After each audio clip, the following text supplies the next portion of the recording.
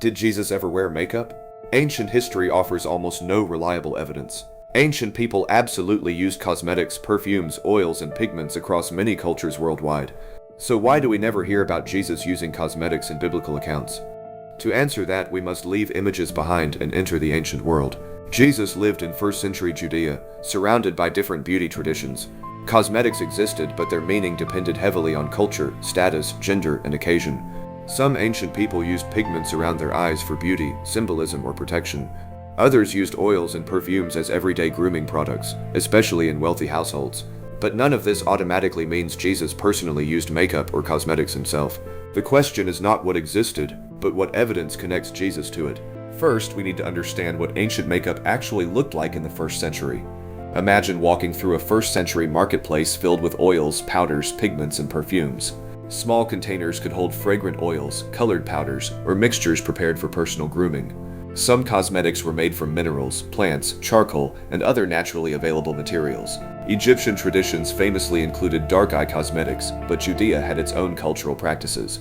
Archaeologists have discovered cosmetic containers throughout the ancient Mediterranean world, showing grooming products were widely known. These discoveries prove cosmetics existed, but they cannot identify the people who used them.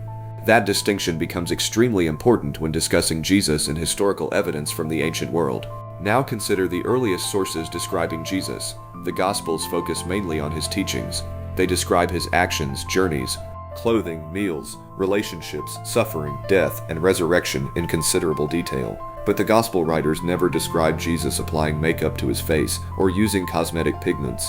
That silence does not prove he never did it, but it gives us no evidence. Ancient portraits of Jesus cannot solve the mystery either, because surviving portraits are much later. The familiar image of Jesus with long hair developed through centuries of Christian artistic tradition. Artists often reflected the styles and symbols of their own periods, not eyewitness descriptions. So a painting cannot tell us whether the historical Jesus wore cosmetics in the 1st century. Even descriptions of Jesus' appearance are remarkably limited throughout the New Testament itself. That may seem strange, but ancient biographies often prioritized character and actions over physical details. The writers wanted readers to understand who Jesus was and what he taught. They were not creating modern celebrity profiles describing hairstyles, skincare routines, or cosmetic preferences. Still, there are clues about grooming practices in Jesus' cultural environment, according to surviving sources. Jewish communities valued cleanliness, ritual washing, oils, and pleasant fragrances in appropriate circumstances in daily life. Anointing with oil appears repeatedly throughout biblical and ancient Jewish traditions, according to surviving sources. Oil could serve practical, social, religious, and medicinal purposes, depending on the situation in ancient Judea. Perfume also appears in stories involving Jesus, but perfume is not the same as makeup. One famous event involves a woman anointing Jesus with expensive fragrant oil during a significant gathering. That story shows fragrance and anointing had meaningful cultural significance around Jesus and his followers. But again, the text does not say Jesus regularly wore cosmetic pigments on his face. Another important clue comes from Jesus' teachings about outward appearance and inner character in his teachings.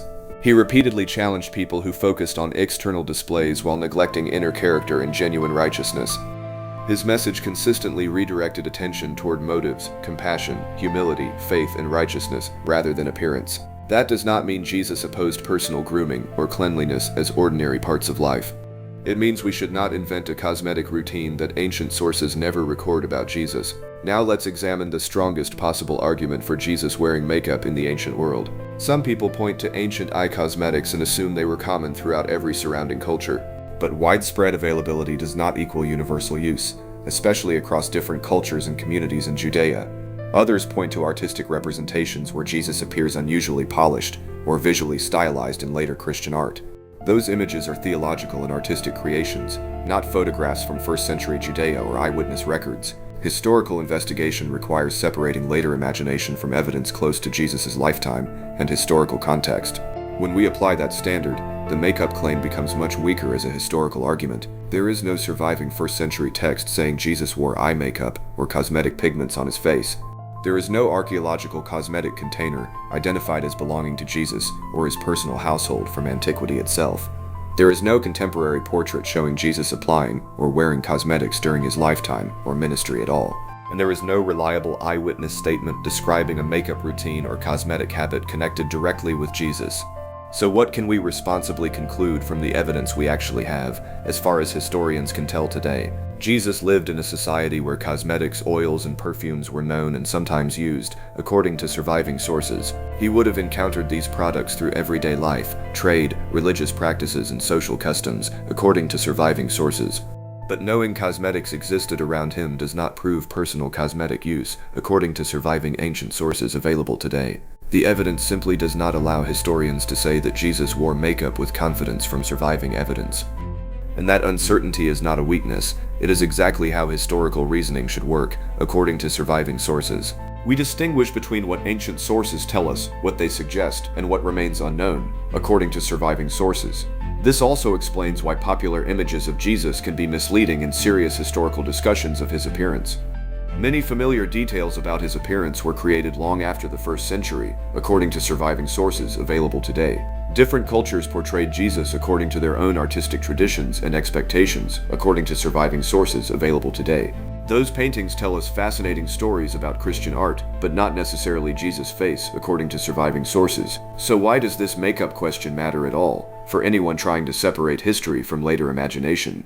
Because it reveals how easily modern assumptions can become historical claims, according to surviving evidence available to us today. One viral image, dramatic headline, or confident statement can make speculation sound like evidence, according to surviving sources. Jesus' actual historical world was more complicated, diverse, and interesting than many modern images suggest, according to surviving sources. The ancient evidence gives us a picture of a Jewish teacher living in 1st century Judea. From the evidence, he lived among people who used oils, fragrances, and various grooming practices in daily life and society. But the surviving evidence never gives us a cosmetic portrait of Jesus from his lifetime or ministry. Maybe he occasionally used ordinary grooming products, maybe he did not. History simply cannot decide from evidence. We simply cannot know from the surviving historical record available to historians around the world today. And that honest answer is more fascinating than inventing details we cannot prove from surviving historical evidence. So, did Jesus ever wear makeup? Ancient evidence gives us no reliable reason to say yes. What we can say is that cosmetics existed, while direct evidence connecting Jesus to them does not. The mystery remains open, but the historical record stops far short of a makeup routine for Jesus. Perhaps the biggest lesson is this: history becomes clearer when we admit what we cannot know. Jesus' appearance may remain partly mysterious, but his teachings and actions left a far stronger historical footprint.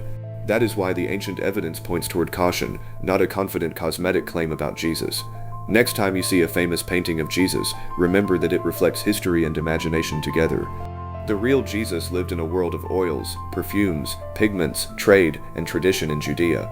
But whether he personally wore makeup remains unanswered by the surviving historical evidence available today. Modern beauty standards can tempt us to project familiar habits onto ancient people living in different cultures. That temptation becomes dangerous when speculation is repeated until it sounds like documented fact to modern audiences. The responsible historian asks, what evidence can actually be traced directly to Jesus himself in his lifetime? For makeup, surviving evidence gives us no direct answer about Jesus' personal habits or preferences in antiquity. So the mystery remains, while the ancient world around Jesus becomes the real story worth exploring. Did Jesus wear makeup? We cannot prove it, but we can understand the world behind the question.